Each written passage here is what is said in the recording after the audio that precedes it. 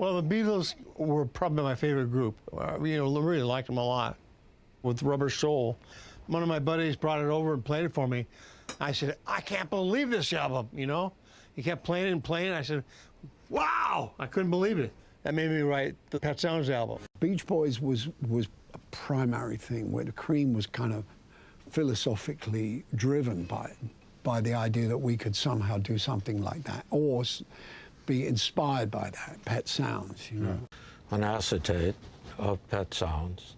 And I was going to England to visit my friend Andrew Oldham, who is a producer of the Rolling Stones.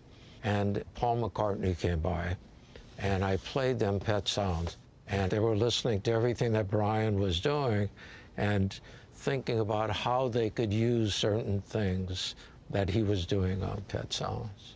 I have two favorite records, as a lot of people do, and one of them is Pet Sounds and the other is Sgt. Pepper.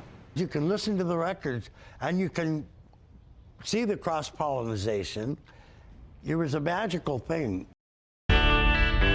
Laurel Canyon became this heavenly place. To be that close to the Sunset Strip, and yet you had to feel that you were in the country. It's beautiful.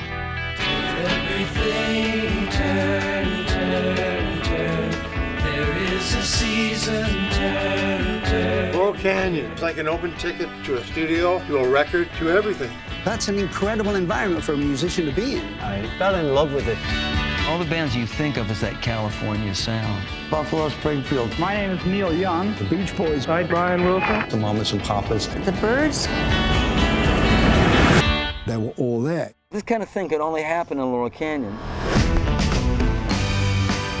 The music that came out of the Laurel Canyon scene was inspiring to my generation of musicians and songwriters. You guys ready to go to the 60s? You gotta go where you wanna go, do what you wanna do. It was a nice circle of really good artists thinking like, how can I make a record as good as that one? We're all listening to each other's records. You can see the cross-pollination.